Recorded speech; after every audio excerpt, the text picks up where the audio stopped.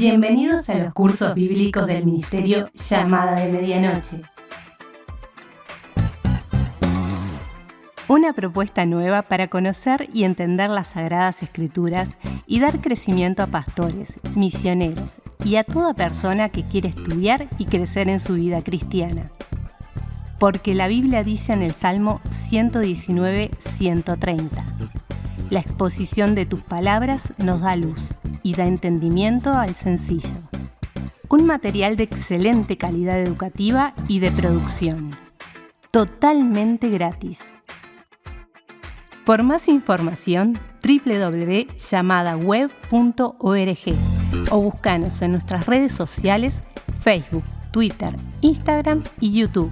Comunicate vía WhatsApp al 099 000 540. Si estás fuera del Uruguay, prefijo más 598. Disfruta la clase de hoy. Muy bien, vamos a capítulo 12 de 1 Corintios. Ya estamos acercándonos a la última parte de la carta y hemos venido mirando la carta pensando en cuáles son los grandes temas que trata, ¿no? Decíamos al principio, es una carta extensa, tiene muchas cosas y este estudio es apenas un vuelo de pájaros sobre los principales temas, ¿no? Hay mucho más para estudiar, hay mucho más incluso en el librito, ¿no? Que no podemos ir repasando todo. Esa es tarea para ustedes si les queda el manual ahí, pero sin duda que hay más para estudiar, así que también es un desafío lindo para que cada uno de ustedes pueda seguir profundizando en el estudio de este tema y de todos los temas que tratamos en el instituto. Ya vimos en los capítulos 1 al 4 que Pablo habla acerca de la unidad de la iglesia. Capítulos 5 y 6 tratan sobre la santidad de la iglesia y cómo tratar un caso de inmoralidad cuando hace falta disciplina para preservar la santidad. En los capítulos 7 al 10 hablan de las relaciones interpersonales que estuvimos viendo, y en el capítulo 11 al 14 empezamos a ver en las lecciones anteriores, Pablo empieza a poner orden o hablar acerca del orden en los cultos de la iglesia, y ahí vimos que Pablo va tocando algunos temas. Hablamos de el atuendo de los varones y de las mujeres en el culto público. También hablamos de el orden en la celebración de la Cena del Señor y ese momento de ágape o de refrigerio que los hermanos tenían y que se desvirtuaba en cosas que no aportaban para nada a lo que era el verdadero sentir de la Cena del Señor, ¿no? Y en vez de disfrutar de la comunión y de la armonía, de la bendición de estar juntos, terminaba siendo un festival ahí donde cada uno se aprovechaba de lo que había traído y no tenía en cuenta a los demás. Pero Pablo sigue hablando acerca de los dones espirituales. Y es interesante pensar también en una comprensión o en la comprensión que los corintios tenían acerca de los dones espirituales, ¿no? Una forma interesante de estudiar la Biblia es tratar de entender por qué está escrito lo que está escrito, ¿no? Y el trasfondo del texto nos ayuda a entender la enseñanza. Los hermanos en Corinto habían sido bendecidos con una cantidad de dones. Había montones de cosas que la iglesia era capaz de hacer por medio de las personas que habían sido capacitadas por Dios. Pero lamentablemente algunas de esas personas estaban utilizando los dones que Dios les había dado para su propio beneficio personal, para su lucimiento, para jactarse, para ponerse en una situación de superioridad espiritual sobre personas que habían recibido otros dones, capaz que no eran tan portentosos o tan maravillosos en su mente como los otros. Y Pablo reestructura toda esa forma de pensar, les habla acerca de lo que son los dones espirituales, de para qué sirven y sobre todo cuál tiene que ser la forma en que los dones sean ejercidos, ¿no? Y ahí vamos a encontrarnos con un capítulo 13 extraordinario que habla acerca del amor y que si bien nosotros lo utilizamos casi que mayormente para los casamientos, leemos ahí en todo siempre, pero es un pasaje que está vinculado al servicio en la iglesia y a la forma en que los dones tienen que ser utilizados. Pero ya vamos a llegar a eso. Primero vamos a pensar en el capítulo 12 y en lo que Pablo quiere enseñarle a los hermanos acerca de los dones espirituales. Vamos a leer un poco el pasaje para tenerlo en mente y porque algunas cosas ni siquiera necesitan demasiada explicación, están bien claras en el texto bíblico. Dice Pablo: no quiero, hermanos, que ignoréis acerca de los dones espirituales. Sabéis que cuando erais gentiles se os extraviaba, llevándolos, como se los llevaba, a los ídolos mudos. Por tanto os hago saber que nadie que hable por el Espíritu de Dios llama anatema a Jesús, y nadie puede llamar a Jesús Señor, sino por el Espíritu Santo. Ahora bien, hay diversidad de dones, pero el Espíritu es el mismo, y hay diversidad de ministerios, pero el Señor es el mismo, y hay diversidad de operaciones, pero Dios, que hace todas las cosas en todos, es el mismo.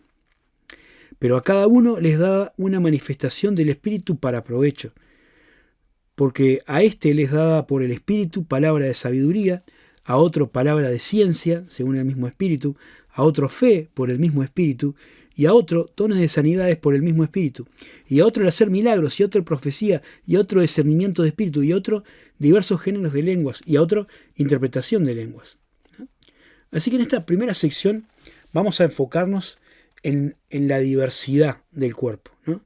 Este capítulo 12 nos va a dejar una de las figuras más interesantes y más importantes acerca de la iglesia, que es la comparación de la iglesia con un cuerpo humano en el cual Dios es, o el Señor Jesucristo es la cabeza y nosotros somos miembros los unos de los otros. Entonces Pablo empieza primero pensando en la diversidad, en la gran variedad de dones que hay en el cuerpo de Cristo, que le son dados a los creyentes. Pero antes les hace pensar en algo que ellos sabían y algo que no sabían. Ellos sabían que cuando eran gentiles se los llevaba, se los extraviaba, dice el versículo, llevándolos a los ídolos mudos. Pero ahora ellos no podían ignorar, ¿no?, la diferencia entre los ídolos paganos y la vinculación con los demonios, de la que ya vimos en el capítulo anterior, como estábamos pensando en comer de lo sacrificado a los ídolos, y las operaciones del Espíritu de Dios por medio de los dones. Dice Pablo: no cualquier manifestación espiritual procede de Dios. Pablo les recuerda a los corintios su condición pasada. Antes eran paganos, ¿no? Mejor, porque no se refiere acá a la nacionalidad, sino a su condición espiritual. Como paganos eran llevados, arrastrados como quienes son llevados a una ejecución, conducidos por la fuerza, con una fuerza que no podían entender ni resistir a la idolatría. Dice Pablo: sin embargo, en aquellos cultos, los paganos recibían mensajes de los ídolos mudos por medio de sacerdotes, y Pablo, como explicó en el capítulo 10, dice que existe una vinculación espiritual entre los ídolos y los demonios. Por tanto, ellos estaban acostumbrados a algunas manifestaciones espirituales, pero que tenían un trasfondo ocultista. Y quiere Pablo que quede bien claro que una cosa es una cosa y otra cosa es otra cosa. Por eso dice, tienen que ser capaces de discernir las manifestaciones espirituales que tienen ese trasfondo de ocultista y de los demonios, de las cuales participaban cuando estaban en el paganismo, y esto que tiene que ver con la obra del Espíritu Santo. Y les da una forma clara de distinguir entre ambas operaciones o entre ambos mensajes. Y dice ahí con toda claridad: nadie que hable por el Espíritu Santo de Dios llama anatema a Jesús, ¿no? Si alguien insulta a Jesús de esa manera, nunca puede provenir de la operación de Dios. Por el contrario, dice Pablo, si alguien reconoce que Jesús es el Señor, tiene que ser por una operación del Espíritu Santo. Así que ellos tenían que ser inteligentes y diligentes en saber distinguir a los espíritus y a las operaciones espirituales. Ahora dice Pablo después que las operaciones o los dones son por el Espíritu Santo. Y hay tres cosas que se mencionan ahí. Dice acá: hay diversidad de dones, pero el Espíritu es el mismo. Hay diversidad de ministerios, pero el Señor es el mismo. Y hay diversidad de operaciones, pero Dios, que hace todas las cosas en todos, es el mismo, ¿no? Y acá es interesante notar a las tres personas de la divinidad, ¿no? No vamos a entrar a profundizar en el tema de la Trinidad, pero sabemos que esta es una enseñanza que está arraigada en las Escrituras, ¿no? Dios es un ser que se manifiesta eternamente en 3 personas, el Padre, el Hijo y el Espíritu Santo. Y acá vemos que las 3 están vinculadas y operan en lo que tiene que ver con los dones espirituales. Hay diversidad de dones, ¿no? Los dones son capacidades espirituales que Dios da al creyente para poder servirle y para poder edificar a su pueblo, la iglesia, para que nos edifiquemos mutuamente.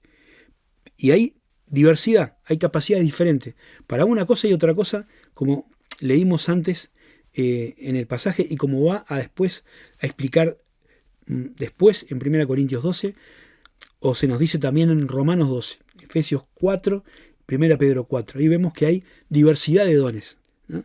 El Espíritu es el que origina los dones y los reparte de manera soberana.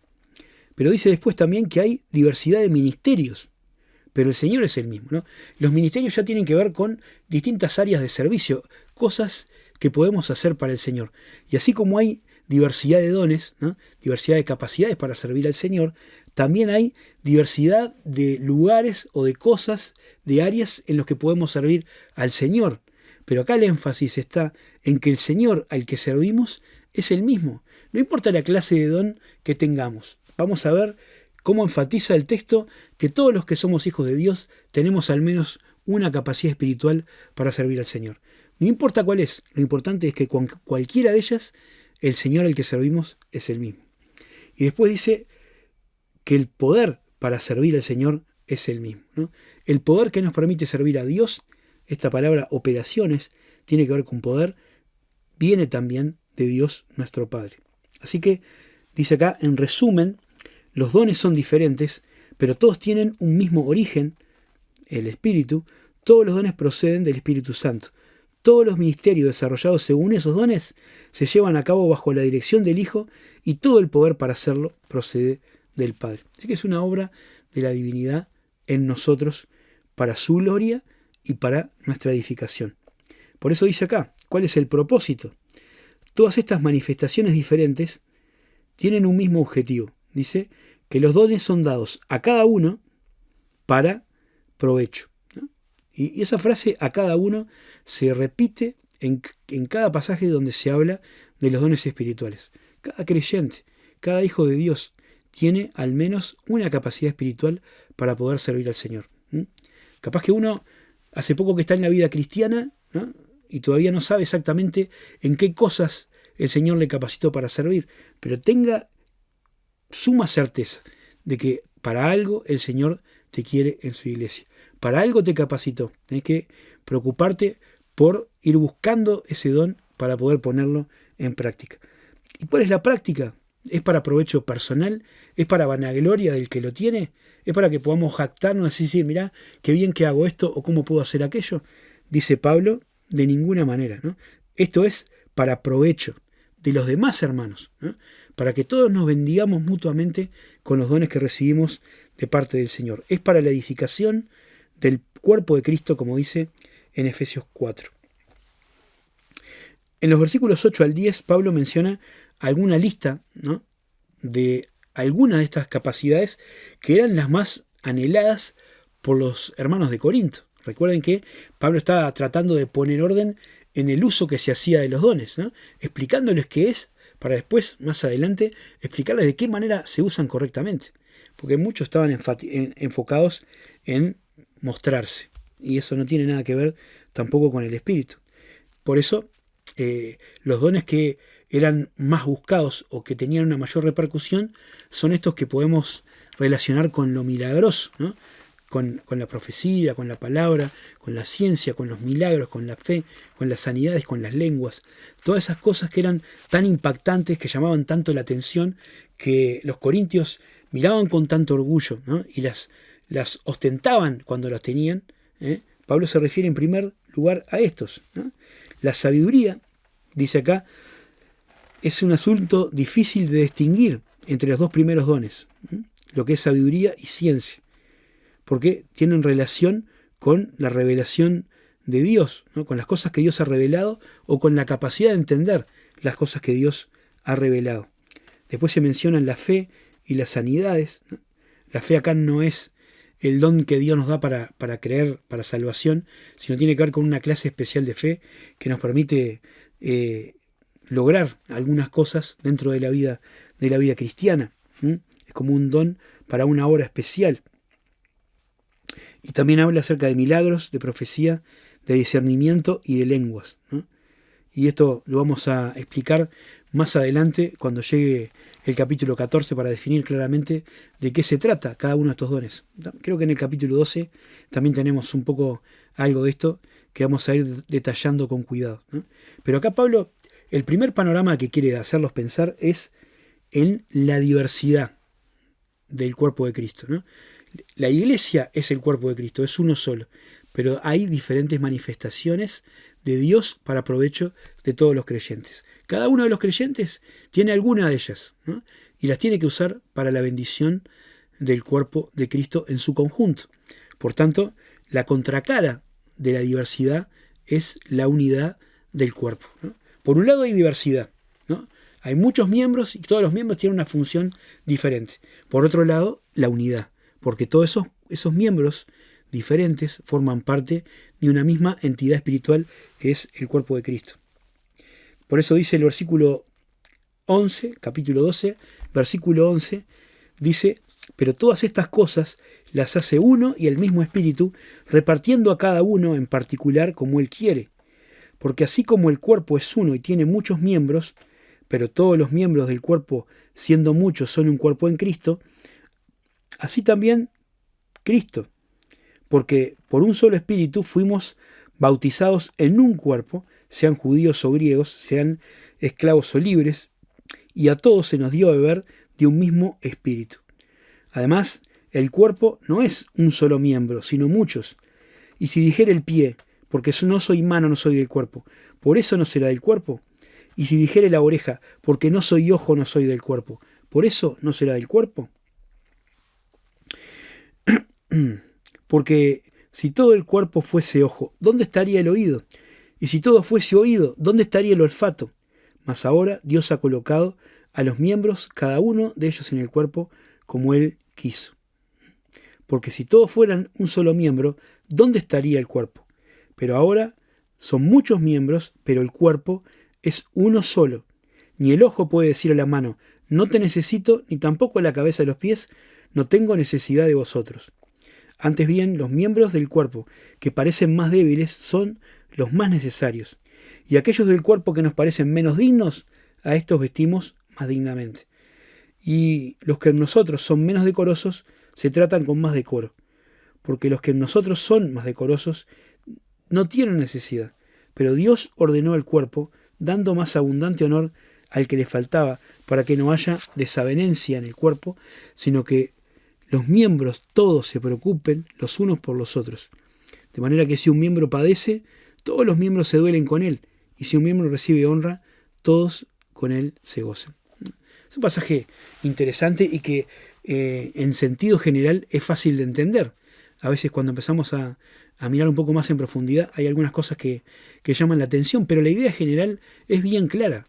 Pablo compara la iglesia con un cuerpo y dice: es cierto que todos somos diferentes y que hay muchos miembros y que cada miembro tiene su don o su objetivo particular, pero no podemos olvidarnos de la otra parte de la verdad, y es que todos formamos un solo cuerpo en Cristo, ¿no? Así que el objetivo común es la bendición del cuerpo, y dice: todo lo hace el Padre, ¿no?, para que nos bendigamos mutuamente en el mismo cuerpo, ¿no? Y dice en el versículo 13 que en un mismo espíritu fuimos todos bautizados en un cuerpo. Y esto es lo que se llama el bautismo del Espíritu, ¿no? Es la operación del Espíritu Santo que cuando creemos en Jesús como Salvador personal nos une vitalmente al Señor y nos relaciona no solamente con Cristo, sino que al mismo tiempo quedamos vinculados al resto de los creyentes, ¿no? Somos metidos adentro de Cristo, formamos parte de su cuerpo, y por eso tenemos la bendición de ser vistos en Él, de ser justificados, de tener vida eterna y un montón de cosas que son el resultado de tener esta comunión vital con el Señor Jesucristo. Eso hace que desaparezca toda diferencia anterior. Dice Pablo: ya no hay judío, no hay griego, no hay esclavo, no hay libre, ya todos somos un cuerpo en el Señor Jesucristo. Hay diversidad, hay una variedad infinita, pero también al mismo tiempo hay un solo cuerpo al cual todos permanecemos. Ahora, dice Pablo acá, lo primero que debe quedar claro es que todos los creyentes en Cristo, al formar parte de un cuerpo, constituyen una unidad humanamente indisoluble. No depende de voluntades humanas ni de líneas de pensamiento, sino de la acción de Dios, el Espíritu Santo, ¿no? Somos uno en respuesta a la oración de Jesús. Y este es un punto importante en la Escritura, ¿no? Porque la Escritura no nos dice que nosotros tengamos que hacer la unidad. Nos dice, por ejemplo, en Efesios capítulo 4, que tenemos que ser solícitos en guardarla, ¿no? La unidad es una obra que Dios hace. Dios nos mete a todos los que somos creyentes en Jesucristo en el mismo cuerpo que es la iglesia. Ahora nosotros tenemos que hacer visible esa unidad hecha por Dios, para que la gente pueda ver que nos amamos mutuamente, que somos uno y el Evangelio tenga efecto, como dice en Juan capítulo 15. Tenemos la analogía de la diversidad, pero ahora Pablo empieza a hablar de la analogía de la unidad del cuerpo. Y por eso menciona algunos errores que se pueden cometer. Hay un error, que es el error del que se lamenta. Dice, cada miembro, al ser diferente, tiene una función diferente en el cuerpo. Suena ridículo el lamento del pie y de la oreja, de no ser mano o no ser ojo, porque si se cumpliera su deseo, no habría cuerpo, sino una gran y enorme ojo, o una mano gigante. El objetivo es que sean diferentes. Ningún miembro de la iglesia debería desalentarse o lamentarse por no tener un determinado don, ni envidiar a aquellos que sí lo tienen. La primera lección es la conformidad con el don que tengo. El don que vos tenés, el don que tengo yo, es un don que Dios nos dio de manera soberana, con un propósito específico, de bendecir y edificar a la iglesia. No pensemos que por no tener otro determinado don que nos gustaría tener, no servimos para nada en el cuerpo. Al contrario, servimos y mucho. No podemos lamentarnos por eso. Pablo dice que esa queja no sirve para nada, que solamente trae problemas, disgusto, y que en definitiva es una queja contra Dios mismo, que fue el que ordenó el cuerpo como Él quiso. Ahora, se puede cometer otro error. Hay un error el error del que se lamenta por no tener otro don distinto del que le tocó. Pero también hay un error que es el del que se jacta o se enorgullece del don que recibió. Y este es el que dice, no tengo necesidad de vosotros, ¿no? Es el que piensa que con el don que él tiene ya está sobrado y no necesita nada de los demás. Y Pablo dice, eso no es así, ¿no? La cabeza no le puede decir a los pies, no tengo necesidad de vosotros, ¿no? El cuerpo, los miembros del cuerpo tienen una mutua dependencia entre sí, ¿no? Esa es la segunda lección. Todos nos necesitamos. Todos los dones son importantes. Nadie puede decir que no forma parte del cuerpo porque no tiene determinado don. Pero tampoco nadie puede decir que no necesita a otros miembros del cuerpo porque con él o con lo que él hace ya se sobra, ¿no? Tenemos que conocer y saber claramente que nos necesitamos unos a otros. Y después dice en el versículo, bueno, no anoté acá, otra lección más, que es que los dones más atractivos no son los más importantes. Es una lección que Pablo va a repetir un poco más adelante, pero ya nos va dejando acá alguna pista para que pensemos en eso. A los corintios les parecía fantástico la capacidad de hablar en idiomas extranjeros o la capacidad de hacer algunas señales que deslumbraban a la gente. Pero vamos a ver que Pablo les enseña que eso no es lo más importante, ¿no? Y ya les va dejando alguna pista acá. Y después, el error de ambos es, dice acá, que haya desavenencia o divisiones en el cuerpo. Dios ordenó el cuerpo y lo equilibró de forma en que los menos visibles sean más importantes y los menos decorosos sean los más honrados. En un cuerpo de verdad, si no existe, dice acá, la indiferencia o la insensibilidad de un miembro respecto de los demás, ¿no? Esta es una cosa bien fácil de entender si alguna vez nos hemos lastimado o golpeado, ¿no? El resto de nuestro cuerpo siente el dolor del miembro que fue afectado, ¿no? Uno se agarra un dedo con la puerta o cualquier cosa de esas que le pase patea con el meñique la pata de la cama y lo siente absolutamente todo el cuerpo. Eso lo entendemos gráficamente y funciona exactamente igual en la iglesia. Ningún miembro debería estar aislado. Nadie debería resultarle indiferente al resto de los hermanos, ¿no? Cuando alguien padece alguna prueba, alguna circunstancia difícil, todo el cuerpo tiene que lamentarse. Cuando recibe honra, todos tendrían que sentir esa honra y disfrutar de esa misma honra. Explica también Pablo en Romanos capítulo 12. La cuarta lección es que todos los miembros deben preocuparse los unos por los otros, porque en eso consiste vivir en unidad, ¿no? En eso consiste ser miembros los unos de los otros. El verso 26, como el texto de Romanos 12:15, expresan el sentimiento mutuo que debe compartir el creyente. No envidiar a aquellos que tienen un don que a mí me gustaría tener. No rivalizar con los que tienen el mismo don que yo. No menospreciar a los que tienen dones que nosotros juzgamos que son menos importantes. Porque todos somos un cuerpo. Somos miembros los unos de los otros. Estamos en el mismo barco. Lo que afecta a uno, le afecta a todos. Y esto es lo que tenemos que entender.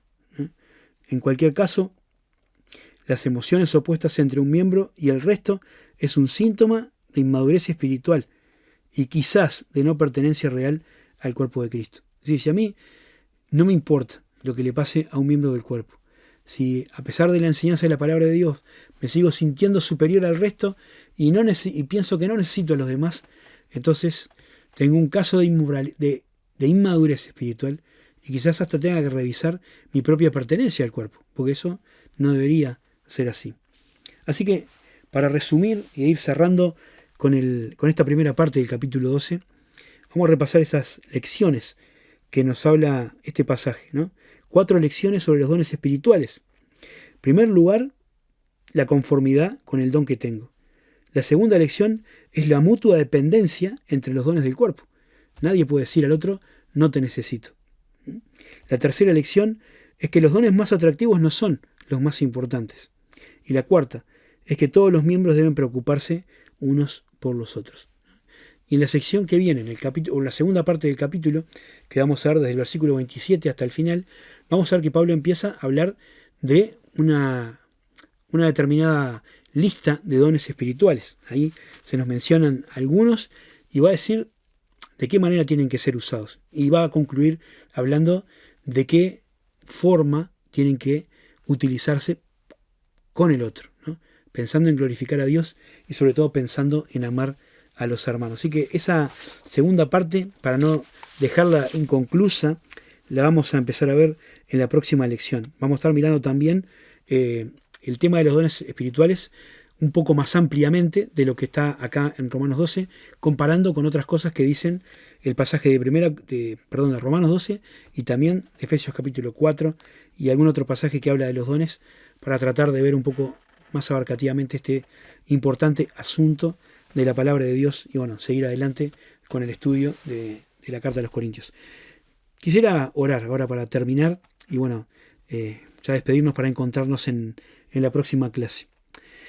Amado Dios, Padre Celestial, te doy gracias por tu palabra, Señor, por la forma clara en que ella nos ayuda a entender quiénes somos, Señor, para qué estamos, y también este tema de los dones que nos has dado a cada uno de nosotros, por ser parte de tu cuerpo, por estar vinculados a ti, de tener la bendición y el privilegio de servirnos unos a otros, de edificarnos unos a otros, de hacer cosas que nos bendigan mutuamente. Padre, ayúdanos a comprender esto, a darnos cuenta de la importancia del don que tú nos has dado, de no creernos más que otros si resulta que sabemos hacer algo bien o podemos ayudar a personas de nuestra iglesia, y de no olvidarnos que todos estamos ahí, en el mismo lugar, y que tenemos que tener esta sensibilidad y esta comunión los unos por los otros. Gracias, Padre, por la iglesia. Gracias por los hermanos que pusiste a nuestro lado para que nos ministren, para que nos ayuden, para que nos consuelen, nos alienten, y cada cosa que los hermanos hacen por nosotros. Ayúdanos a ser también miembros activos en nuestra iglesia, descubriendo y aplicando los dones que nos has dado. Padre, nos encontraremos, si Dios quiere, en la próxima clase. Oramos en el nombre de Jesús. Amén.